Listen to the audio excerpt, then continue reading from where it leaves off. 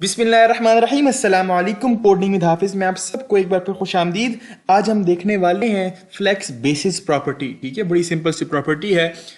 उससे पहले ये देखें, राइट साइड पे आपको आउटपुट नजर आ रही है। इसमें हमारे पास एक आउटर बॉक्स है। ठीक है, इसको हम पेरेंट भी कहते हैं, कंटेनर भी कहते हैं। ठीक है, इसके अंदर हमारे पास 5 बॉक्सेस हैं, सिंपल। ठीक है, और ये 5 बॉक्सेस जो हैं ये हमारे चाइल्ड भी कह सकते हैं या हम इनको फ्लेक्स आइटम्स भी कह सकते हैं। अब लेफ्ट साइड पे देखें, हमने एक आउटर डिव बनाया हुआ है। ठीक है, ये हमारा मेन डिव है जिसको हमने क्लास दी हुई है पेरेंट। इसके अंदर 5 बॉक्सेस बनाए हुए, यानी 5 डिव बनाए हुए जिनको क्लास दी हुई है आइटम। ठीक है, हमने ऊपर स्टाइल के टैग में आइटम को टारगेट किया, सिंपल। कुछ विड्थ दी, कुछ हाइट दी, बॉर्डर दिया, तो हमारे पास अंदर ये बॉक्सेस बन गए।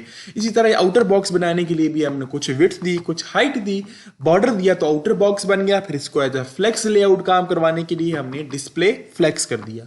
अंदर जो चाइल्ड से पहले ये हमारे पास कॉलम में होते हैं, हमारे पास ये वर्टिकल में होते हैं। जैसे ही हम इसको डिस्प्ले फ्लेक्स करते हैं तो ये हमारे पास हॉरिजॉन्टल में या रो में आ जाते हैं। ठीक है, अब हम देखते हैं फ्लेक्स बेसिस प्रॉपर्टी। ठीक है, इससे पहले हमने फ्लेक्स ग्रो, फ्लेक्स श्रिंक, ये सारी प्रॉपर्टी को देख लिया। ठीक है, ऑर्डर को भी देख लिया और पेरेंट की हमने सारी प्रॉपर्टीज को कवर कर लिया। आज हम फ्लेक्स बेसिस और फ्लेक्स को देख लेंगे। ठीक है, तो फ्लेक्स बेसिस क्या है? फ्लेक्स बेसिस सिंपल हमें इनिशियल साइज सेट करके देती है, ना कि इनिशियल विड्थ। ठीक है, अक्सर स्टूडेंट्स कहते हैं कि जो हमारे पास विड्थ है बेसिकली यही हमारी फ्लेक्स बेसिस है। ठीक है, ऐसा नहीं होता।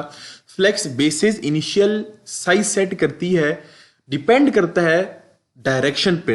अब एक बात गौर से सुनिएगा कि अगर आपके पास जो डायरेक्शन है ना, ये अंदर चाइल्ड जो है ये रो में हो, जो कि बाय डिफॉल्ट रो में होती है जब हम डिस्प्ले फ्लेक्स कर देते हैं, तो अगर ये डायरेक्शन रो में हो तो आपका फ्लेक्स बेसिस काम करता है एज अ विड्थ।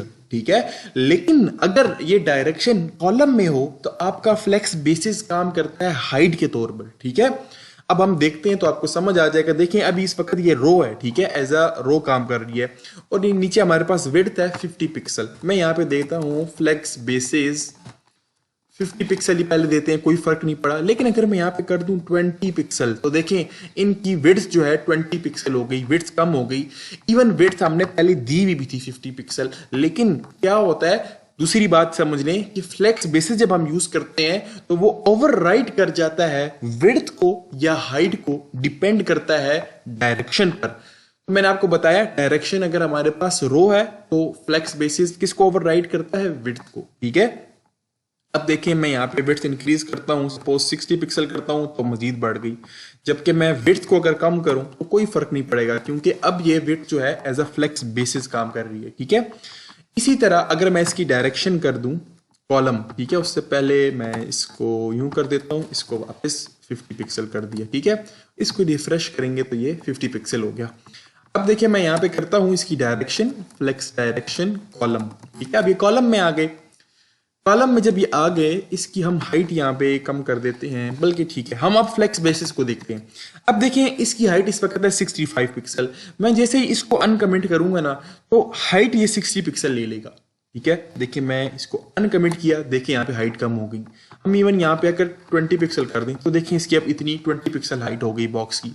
बेसिकली जब डायरेक्शन उसकी कॉलम में हो तो flex basis as a height काम करता है, और ये जो हाइट प्रॉपर्टी है इसको ओवरफ्लो कर जाता है। यहाँ पे हम हाइट जितनी मर्जी इंक्रीज कर दे कोई फर्क नहीं पड़ेगा। मैं 265 पिक्सल कर दूं तब भी कोई नहीं फर्क पड़ रहा, और 6 पिक्सल कर दूं तब भी कोई फर्क नहीं पड़ रहा, क्योंकि ये अब flex basis as a height काम कर रहा है। ठीक है, तो ये फ्लेक्स बेसिस सिंपल सा था। इसके अलावा एक और बात है कि मैं क्या करता हूँ, इसको अगेन 56 पिक्सल ही कर देते हैं। यहाँ पे इसको मैं कमेंट कर देता हूँ और इसको मैं रो में ले आता हूँ।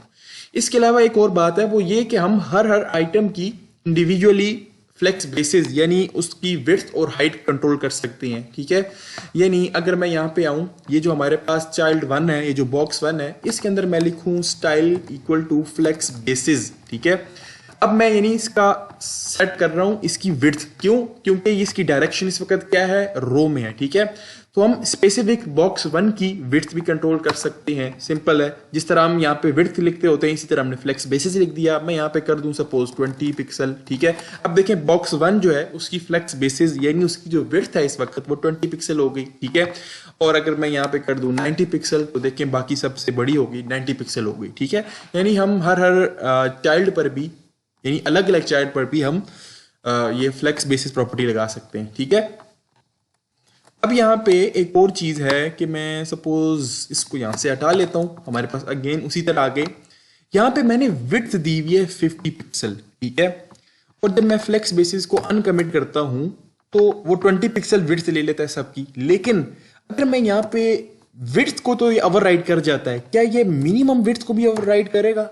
मिनिमम विड्थ, अगर मैं मिनिमम विड्थ यहाँ पे करता हूँ 50 पिक्सल तो देखिए इसने मिनिमम विड्थ को ओवरराइड नहीं किया, विड्थ को ही ओवरराइड कर सकता है, ठीक है। अब देखिए मिनिमम विड्थ 50 पिक्सल थी तो वो 50 पिक्सल सेट हुई, ना कि 20 पिक्सल जो कि फ्लेक्स बेसिस की थी। यही केस मैक्सिमम और मिनिमम हाइट के लिए भी है, ठीक है। तो ये थी हमारी आज की वीडियो जिसपे हमने फ्लेक्स बेसिस को देख लिया। देखिए हम जाने से पहले फ्लेक्स प्रॉपर्टी को भी देख लेते हैं, ठीक है। ये सिंपल है, इसके लिए अलग वीडियो बनाने की जरूरत नहीं है। फ्लेक्स प्रॉपर्टी जो है सिंपल, ये जो फ्लेक्स है, ठीक है, ये बेसिकली शॉर्ट हैंड है हमारे पास फ्लेक्स ग्रो, फ्लेक्स श्रिंक और फ्लेक्स बेसिस का। यानी हम ये तीनों प्रॉपर्टी इकट्ठी अगर देना चाहें तो सिंपल फ्लेक्स की मदद से दे सकते हैं, ठीक है। देखिए मैं क्या करता हूं, यहाँ पे फ्लेक्स बेसिस को कमेंट किया, मिनिमम विड्थ को भी कमेंट किया, ठीक है। और विड्थ मैंने कर दी 50 पिक्सल, ठीक है, और हाइट 56 पिक्सल। यहां पे मैं करता हूं फ्लेक्स, ठीक है। फ्लेक्स को मैं देता हूं सपोज 01 ऑटो। देखिए कोई फर्क नहीं पड़ा फिलहाल, क्यों? क्योंकि इसकी बाय डिफॉल्ट जो वैल्यू होती है वो 01 और ऑटो होती है। 0 मतलब इस वक्त फ्लेक्स ग्रो 0 है। फ्लेक्स ग्रो क्या होता है, यहाँ पे देखिए सारे आइटम्स पर, ये सारे आइटम पर टारगेट हो रहा है ना, हमने आइटम क्लास को टारगेट किया तो सारे चाइल्ड पर ये टारगेट हो रहा है, ठीक है। तो फ्लेक्स ग्रो 0 का मतलब ये जो रिमेनिंग स्पेस है ना ये इसी तरह रहे, ये जो हमारे पास चाइल्ड हैं वो ग्रो ना करें। लेकिन अगर मैं यहाँ पे 1 कर दूं तो ये रिमेनिंग स्पेस इक्वली डिवाइड हो जाएगी सारे बॉक्सेस में। देखिए मैंने 1 किया, रिमेनिंग स्पेस इक्वली डिवाइड हो गई सारे बॉक्सेस में, यानी हमारे बॉक्सेस ग्रो कर गए, ठीक है। मैं वापस 0 करता हूं। इसी तरह ये जो फ्लेक्स श्रिंक है ये भी मैंने लास्ट वीडियो में बड़ी डिटेल से कवर किया।